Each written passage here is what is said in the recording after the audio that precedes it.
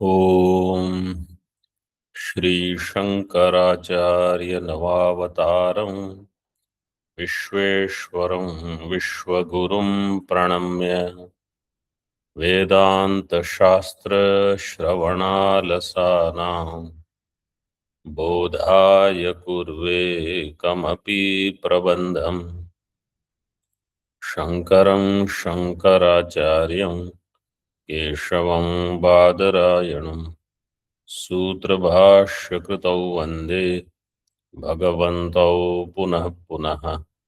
ईश्वरो गुरुरात्मेति मूर्तिभेदविभागिने व्योमवद्व्याप्तदेहाय दक्षिणामूर्तये नमः।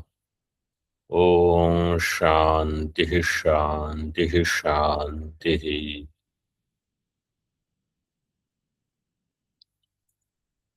मधुसूदन सरस्वती जी ज्ञान की प्रक्रिया बताते हैं।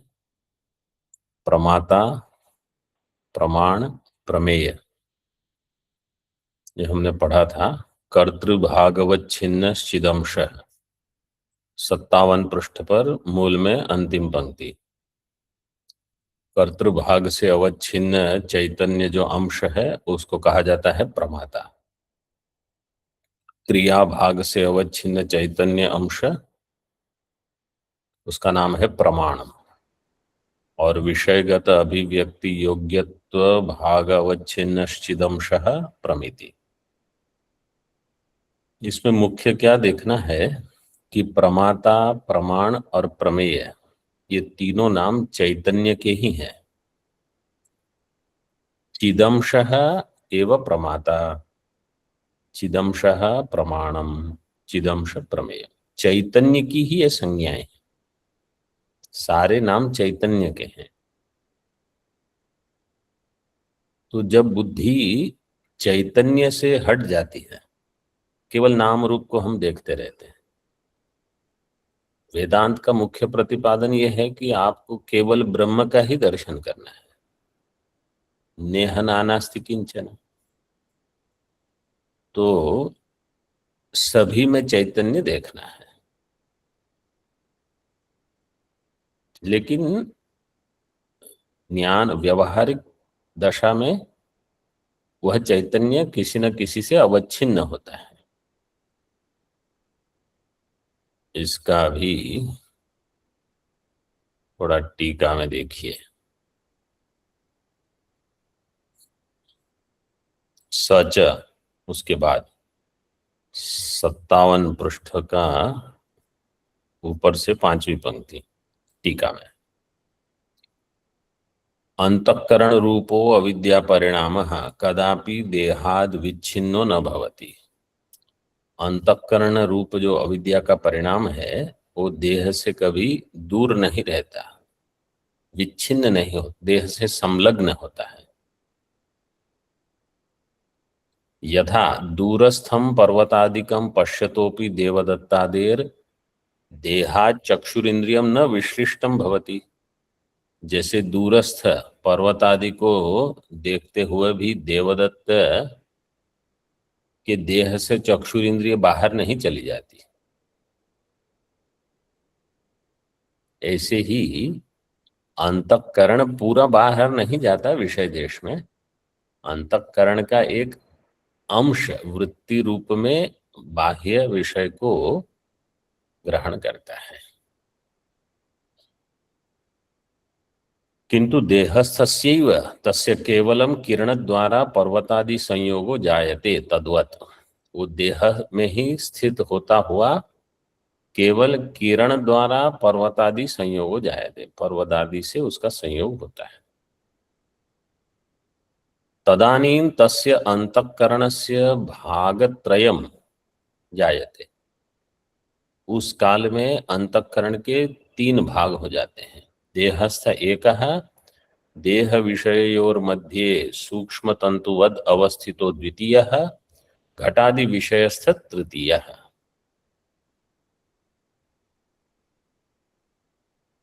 देह में अंतःकरण का एक भाग रहेगा।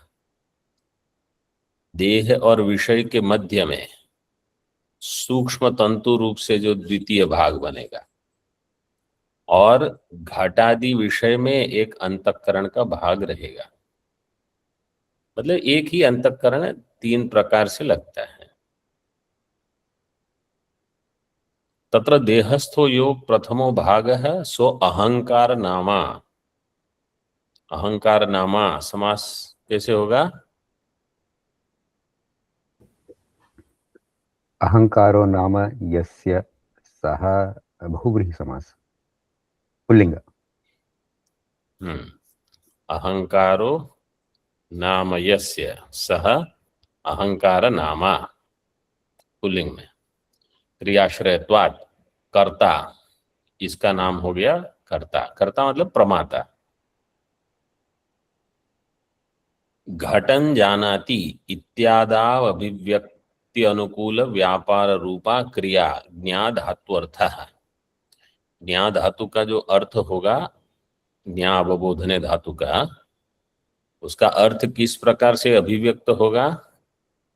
घटम जानाति इत्यादौ अभिव्यक्ति अनुकूल व्यापार रूपा। घट की अभिव्यक्ति के अनुकूल व्यापार रूप जो क्रिया है, अहम घटम जानामि अथवा देवदत्तो घटम जानाति, ये ज्ञा धातु रूप क्रिया। क्रिया का आश्रय हो गया अहंकार, प्रमाता। तत्र अभिव्यक्ति रूपम फलम विषय निष्ठम। और फल कहाँ प्रकट होगा? विषय में। किस प्रकार से? विषय की अभिव्यक्ति होगी। बाह्य जगत में तो विषय अभिव्यक्त है, अंतःकरण में उसकी अभिव्यक्ति होगी। अभिव्यक्ति ही अभिव्यंजकत्वम।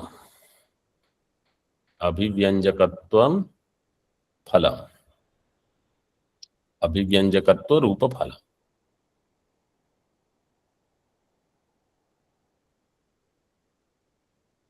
कैसे होता है ये, यहाँ आगे शायद बताएंगे, अभी हम बता देते हैं, आप इसको ग्रहण कर लीजिए। घट की अभिव्यक्ति कब होगी? जब घटगत आवरण की निवृत्ति होगी। घट की अभिव्यक्ति का अर्थ है घटगत आवरण की निवृत्ति। घटगत आवरण की निवृत्ति होने पर घटावच्छिन्न चैतन्य की अभिव्यक्ति होती है। ये है फल।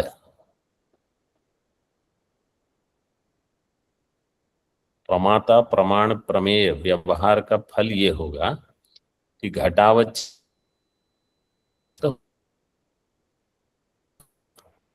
तद अनुकूलो व्यापारश्च विषय पर्यंतम अंतःकरणस्य लंबी भावः। उसके अनुकूल व्यापार क्या है? अभिव्यक्ति के अनुकूल व्यापार विषय पर्यंतम, जहां तक विषय है वहां तक अंतःकरण लंबा हो जाता है।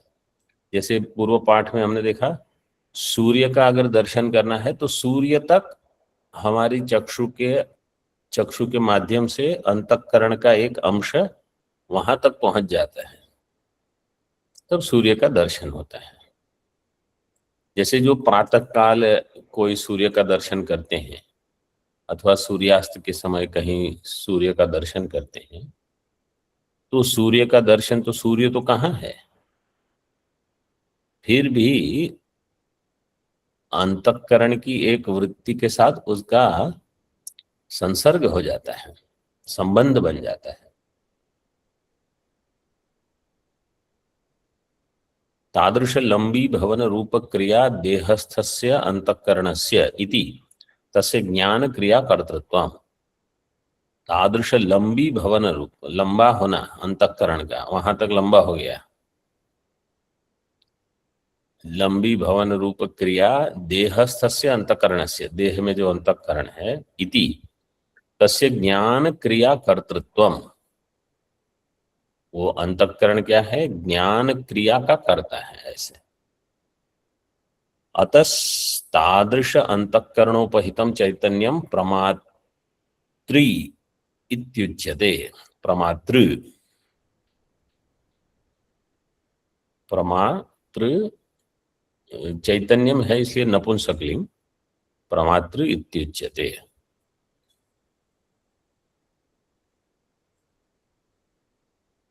तो प्रमाता ये चैतन्य का नाम है, प्रमेय ये भी चैतन्य का नाम है, प्रमाण ये भी चैतन्य का नाम, और प्रमिति तो चैतन्य है ही, इसलिए सभी चैतन्य है। बुद्धि में जब ये भाव दृढ़ होता जाए, धीरे धीरे अभ्यास अभ्यास अभ्यास करते करते, तब सर्वम खलविदम ब्रह्म ये वाक्य सब धीरे धीरे बुद्धि में बैठते हैं। जगत का उपादान ब्रह्म है, जन्माद्यस्य यतः, ये एक दिन सीधे उठ के नहीं हो जाएगा, इसके लिए अभ्यास करना पड़ेगा। जिन्होंने बहुत उपासना की है, एक रूप ईश्वर की नहीं, जगत के उपादान कारण रूप ईश्वर की उपासना, इनके लिए ये सरल होगा, बाकी सबको इसमें प्रयास करना पड़ेगा।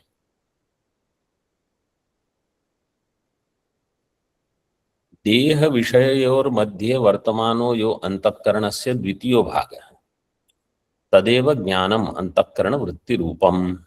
देह और विषय के मध्य में जो अंतःकरण का द्वितीय भाग है, जो लंबी भाव हुआ है जिसका, ये अंतःकरण की वृत्ति रूप है, इसको कहा जाएगा ज्ञानम। सैवच क्रिया, ज्ञा धातु अर्थ है, ये ज्ञा धातु अर्थ की क्रिया है, मतलब यह मुख्य स्वरूप है, ये है ज्ञान। तया च जड़े अपि विषये अभिव्यंजकत्व योग्यता रूपम फलम जायते, इसके कारण जड़ विषय में भी अभिव्यंजकत्व रूप और अथवा अभिव्यंजकत्व योग्यता रूप फल उत्पन्न हो जाता है। अभिव्यंजकत्व क्या है? अभिव्यंजकत्वम एव प्रमा इति प्रमिति ही इति उच्यते, इसको प्रमा अथवा प्रमिति कहते हैं। स्त्रियांग करोगे तो प्रमिति हो जाएगा।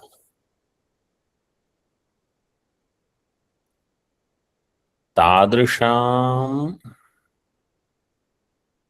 इति साधनत्वात् लंबी भवन क्रिया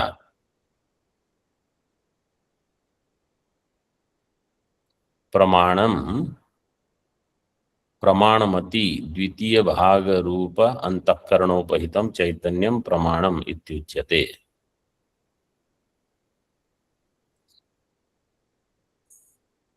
तादृशा मिति साधनत्वात् लंबी भवन क्रिया, तादृशा और मिति इसके बीच में जगह छोड़ सकते हैं। मिति साधनत्वात् लंबी भवन क्रिया प्रमाणमति प्रमाण बुद्धि द्वितीय भाग रूप अंतःकरण उपहितम चैतन्यम, इसको कहा जाएगा प्रमाण। ये अंतःकरण उपहित चैतन्य द्वितीय भाग, प्रथम भाग है प्रमाता में, ये द्वितीय है। घटादि विषयस्थो यो अंतःकरण से तृतीय भागो विषयाकार परिणाम रूपस्तेन विषयो ज्ञान कर्म भवति। घटादि विषयस्थ अंतःकरण में जो अंतःकरण का जो तृतीय भाग है विषयाकार परिणाम रूप, इससे क्या होगा? विषयो ज्ञान कर्म भवति, विषय जो है वो ज्ञान का कर्म हो जाएगा, ज्ञान की क्रिया उस क्रिया का कर्म,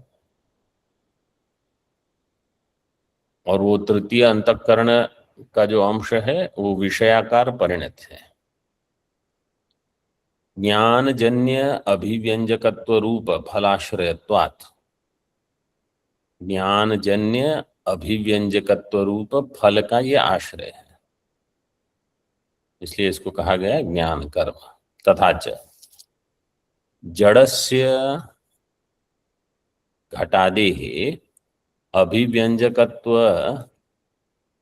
विरुद्ध जड़ स्वभावत्वे अपि घटादि ज्ञान काले या अभिव्यंजकत्व योग्यता दृश्यते सा तादृश घटादि आकार अंतःकरण परिणाम रूपैव तथा च जड़स्य घटादेः, जड़ घटादि जो है अभिव्यंजकत्व विरुद्ध जड़ स्वभावत्व अपि, अभिव्यंजकत्व के विरुद्ध है, क्योंकि जो जड़ है उसकी अभिव्यक्ति नहीं होगी, तो जड़ स्वभाव होने पर भी घटादि के ज्ञान काल में अभिव्यंजकत्व योग्यता जो दिखती है वो अंतःकरण का परिणाम है। सा तादृश घटादि आकार अंतःकरण परिणाम रूपा एव। तो अब जड़ घट भी अभिव्यक्ति के योग्य है, क्योंकि अंतःकरण का परिणाम चैतन्य के साथ वहां पहुंच गया। अंतःकरण और चैतन्य हमेशा साथ में रहेंगे, केवल सुषुप्ति में इनका मतलब चिदाभास तो अंतःकरण के लय के साथ चिदाभास का लय होगा, अंतःकरण की उत्पत्ति के साथ चिदाभास की उत्पत्ति होगी। ऐसे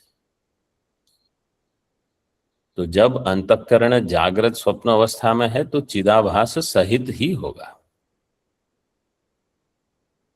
अभिव्यंजकत्वम एव च प्रमितिः इति तादृश अंतःकरण परिणाम रूप तृतीय भागावच्छिन्नम ब्रह्म चैतन्यम प्रमितिरित्युच्यते। अभिव्यंजकत्वम एव च प्रमिति, जो अभिव्यंजकत्व है वही प्रमिति है। इति तादृश अंतःकरण परिणाम रूप तृतीय भागावच्छिन्नम ब्रह्म चैतन्य। अब देखो ये ब्रह्म चैतन्य शब्द दे दिया, ये सब ब्रह्म चैतन्य ही है। वास्तव में वहां जो नाम रूप अंश है वो तो मिथ्या है, उसको हम इतना महत्व दे देते हैं कि चैतन्य को ही छोड़ देते हैं, फिर दुखी होते रहते हैं जीवन भर। ब्रह्म चैतन्यम प्रमिति, ये है तृतीय भागावच्छिन्न। प्रमेयम तु विषयावच्छिन्नम ब्रह्म चैतन्य। प्रमेय क्या है? विषयावच्छिन्न ब्रह्म चैतन्य। यद्यपि घटावच्छिन्नम तादृश घटाकार अंतःकरण परिणाम रूपा या अभिव्यंजकत्व योग्यता तदवच्छिन्नम चैतन्यम च एकमेव। यद्यपि ये एक ही है, घटावच्छिन्नम तादृश घटाकार अंतःकरण परिणाम रूपा या अभिव्यंजकत्व योग्यता तदवच्छिन्नम चैतन्य, और जो प्रमाता अवच्छिन्न चैतन्य और जो लंबी भाव को प्राप्त करता है एक अंश अंतःकरण का, द्वितीय जो है प्रमाण चैतन्य, ये सब एक ही है, एकमेव।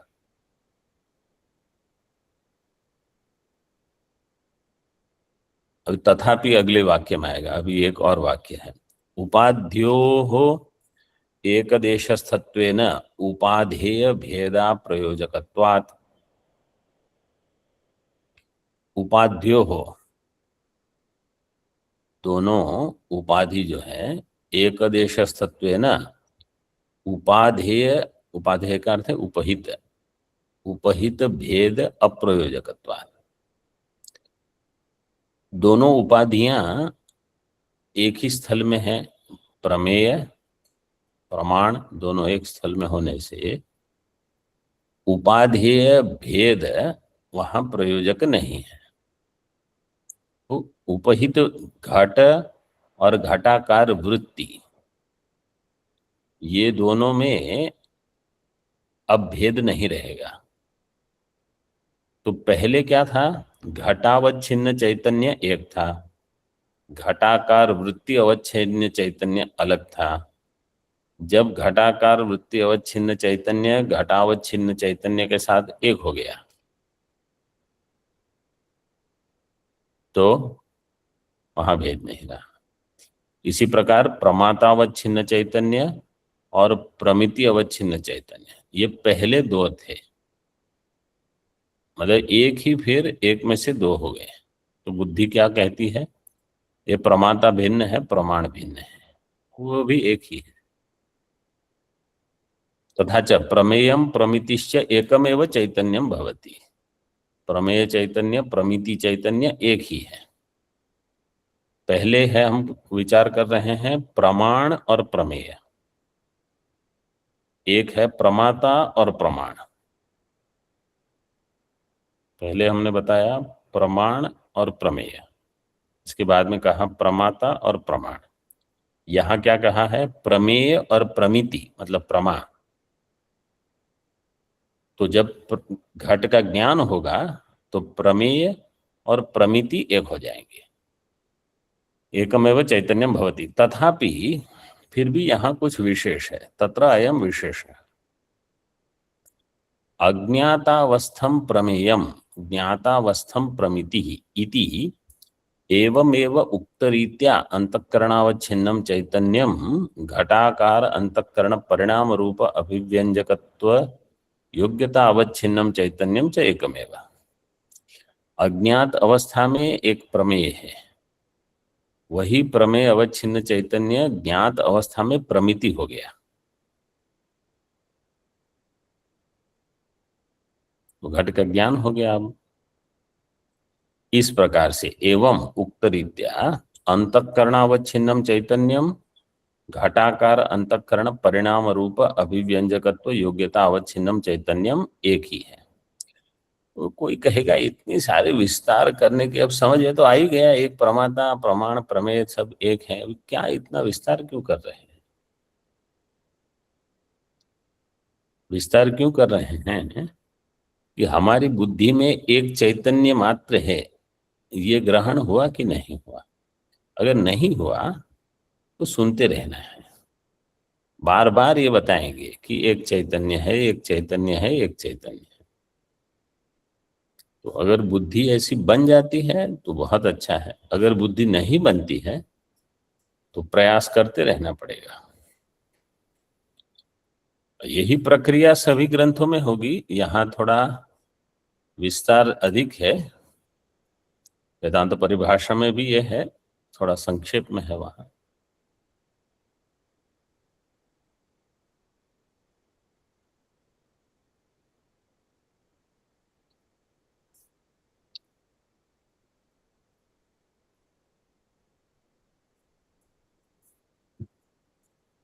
एवं उक्तरीत्या अंतःकरणावच्छिन्नम चैतन्यम और घटाकार अंतःकरण परिणाम रूप जो प्रमाण चैतन्य अभिव्यंजकत्व योग्यता अवच्छिन्नम चैतन्य ये एक ही है। मतलब प्रमाता अवच्छिन्न चैतन्य प्रमाण अवच्छिन्न चैतन्य एक ही है, और प्रमेय और प्रमिति ये एक है, और वही एक हो जाएंगे तो ज्ञान होगा। ऐसे अंतःकरण परिणाम विशेष अवच्छिन्न से अपि अंतःकरण अवच्छिन्नत्वात्। अंतःकरण परिणाम विशेष से अवच्छिन्न है, वो अंतःकरण अवच्छिन्न ही होगा। ऐसे नहीं घटावच्छिन्नम आकाशम मृद अवच्छिन्नम न भवति, दृष्टांत दे दिया। जैसे घटाकार वृत्ति दिए, दृष्टांत मत लीजिए, सरल दूसरा दृष्टांत। अंतःकरण की वृत्ति जो है, कोई भी आकार हो, तो अंतःकरण की वृत्ति अंतःकरण का कार्य है, अंतःकरण का परिणाम है, इसलिए अंतःकरण से भिन्न नहीं है। जैसे घट मृत्तिका का परिणाम है, इसलिए घट मृत्तिका से भिन्न नहीं है। तो जो घट से अवच्छिन्न है वो मृत्तिका से भी अवच्छिन्न है।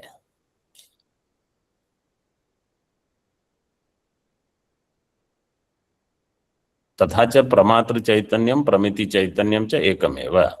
तथापि प्रमिति चैतन्य तादात्म्यात् पूर्वावस्थम अंतःकरणावच्छिन्नम चैतन्यम प्रमात्र।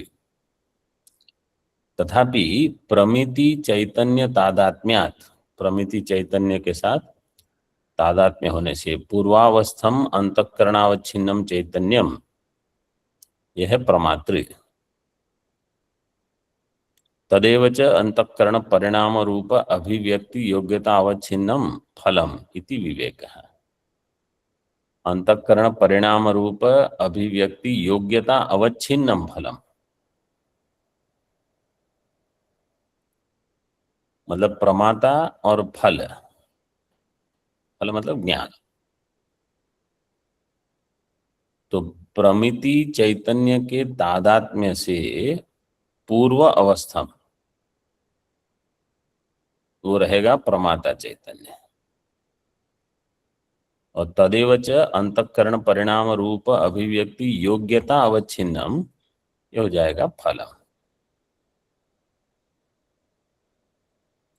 मतलब वही अंतःकरण अवच्छिन्न चैतन्य पूर्व में केवल अंतःकरण से ही अवच्छिन्न है, अब वो प्रमेय देश में जाकर प्रमेय अवच्छिन्न चैतन्य से भी एक हो जाएगा। तो उसकी अभिव्यक्ति के लिए संभव है वो, वही होगा फल, अभिव्यक्ति ही फल। एवं च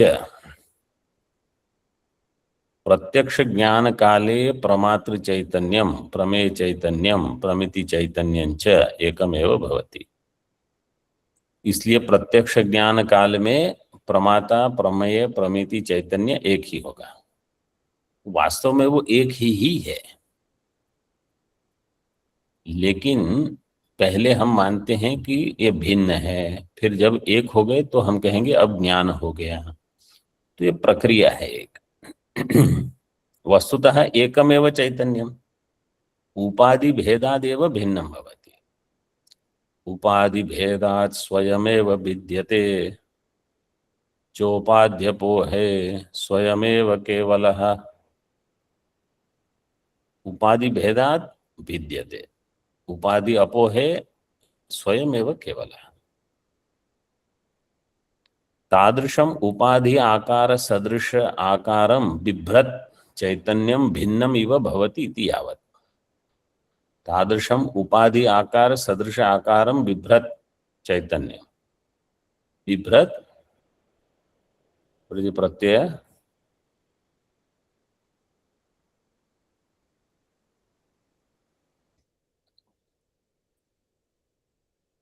शत्रु, शत्रु प्रत्यय,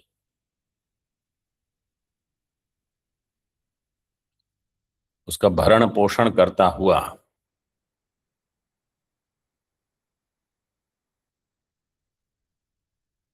उपाधि आकार सदृश आकारम बिभ्रत चैतन्यम भिन्नम इव भवति। जैसी उपाधि का आकार है ऐसा आकार ये चैतन्य ले लेगा। कौन सा चैतन्य होगा ये? अंतःकरण से अवच्छिन्न चैतन्य। वास्तव में अंतःकरण में ये सामर्थ्य है कि जैसा भी विषय हो ऐसा वो बन जाएगा। जैसे साधारण दृष्टांत हम क्या देते हैं, विषय अगर घट है तो अंतःकरण घटाकार हो जाएगा, पट है तो पटाकार। लेकिन विषय अगर सुगंध है तो अंतःकरण क्या आकार होगा?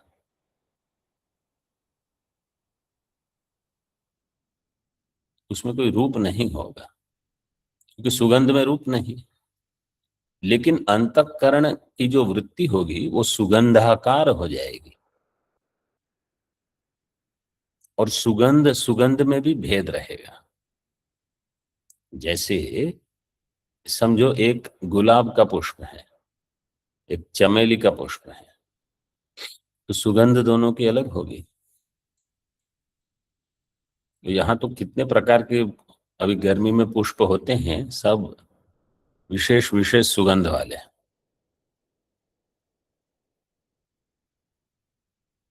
तो अंतःकरण को भेद भी पता चलता है।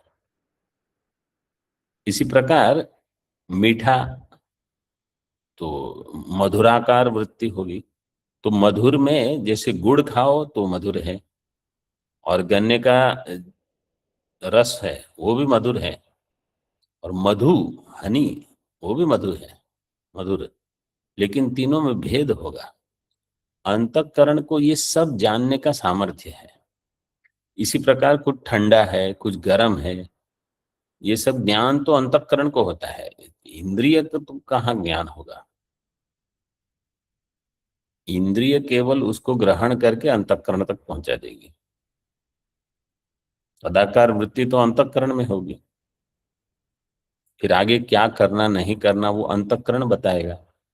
जैसे बहुत गर्मी है कमरे में, अब पंखा चालू करना है, तो ये निर्णय कहाँ से आएगा? अंतःकरण से आएगा। तो ज्ञान अंतःकरण तक पहुंचेगा तब तो वो निर्णय करेगा। ये सब बहुत सूक्ष्म प्रक्रिया होती रहती है।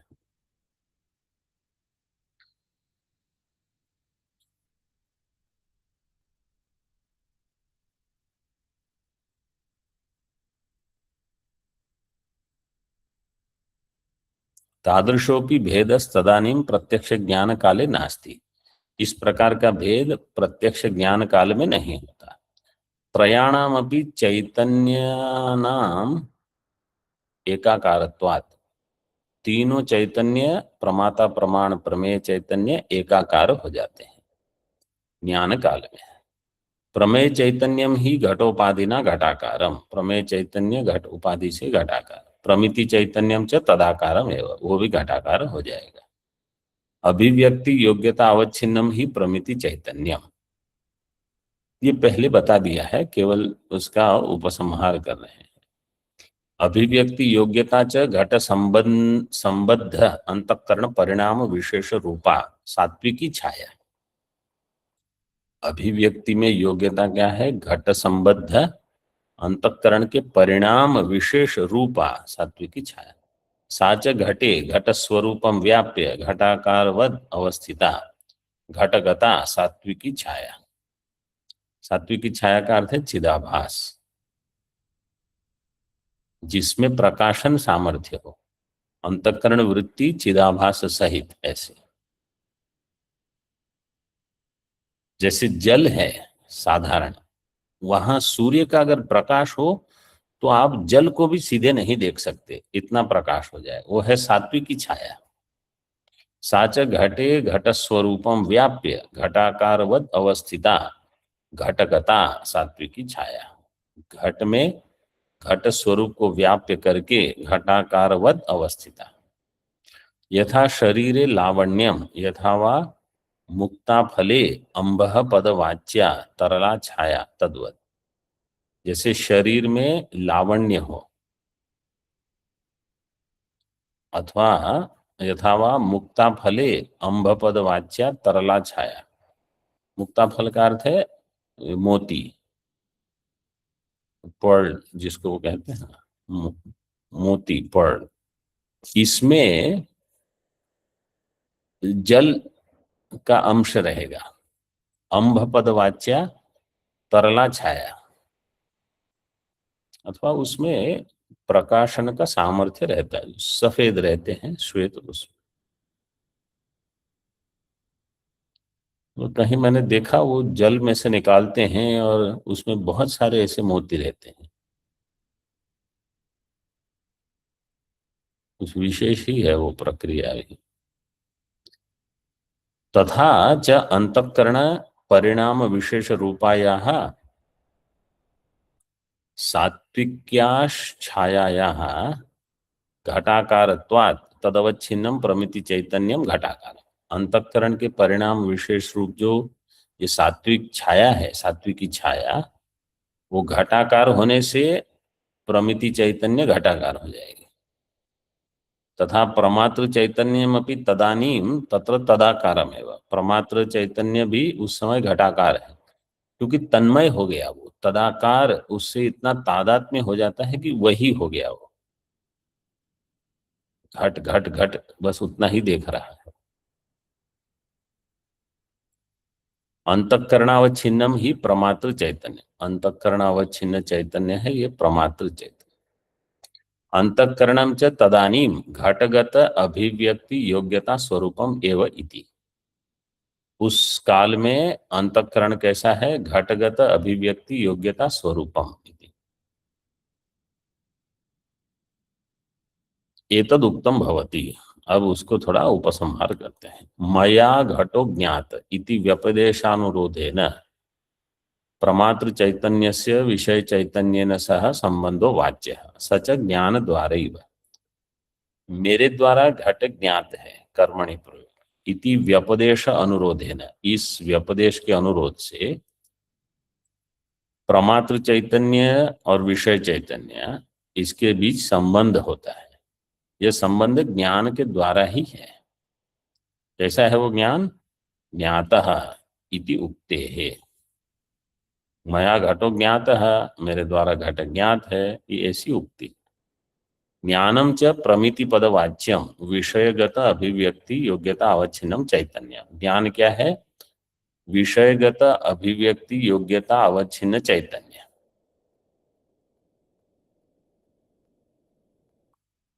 वो प्रमिति पद से बताया जाता है। प्रमिति का अर्थ है ज्ञान, प्रमाण। तथा च यदा प्रमात्र चैतन्यम प्रमिति चैतन्याभिन्नम भवति तथा प्रमेय चैतन्यम च प्रमिति चैतन्याभिन्नम भवति। तो प्रमाता चैतन्य, प्रमिति चैतन्य, प्रमेय चैतन्य सब एक हो जाते हैं। तदा अर्थात एव प्रमात्र चैतन्य प्रमेय चैतन्योर ज्ञान द्वारा तादात्म्यम सिद्धम एव, इनका तादात्म्य एक हो जाएगा। सिद्ध होने से वस्तुतः चैतन्यम एकमेव, वस्तुतः तो चैतन्य एक ही है, उसका भेद केवल औपाधिक है। भेदस्तु तस्य औपाधिकः। ओम पूर्णमदः पूर्णमिदं पूर्णात् पूर्णमुदच्यते पूर्णस्य पूर्णमादाय पूर्णमेवावशिष्यते। ओम शांति शांति शांति। शंकरं शंकराचार्यं केशवं वादरायणं सूत्रभाष्यकृतौ वन्दे भगवन्तौ पुनः पुनः। ईश्वरो गुरुरात्मेति मूर्तिभेदविभागिने व्योमवद्व्याप्तदेहाय दक्षिणामूर्तये नमः। ओम शांति शांति शांति।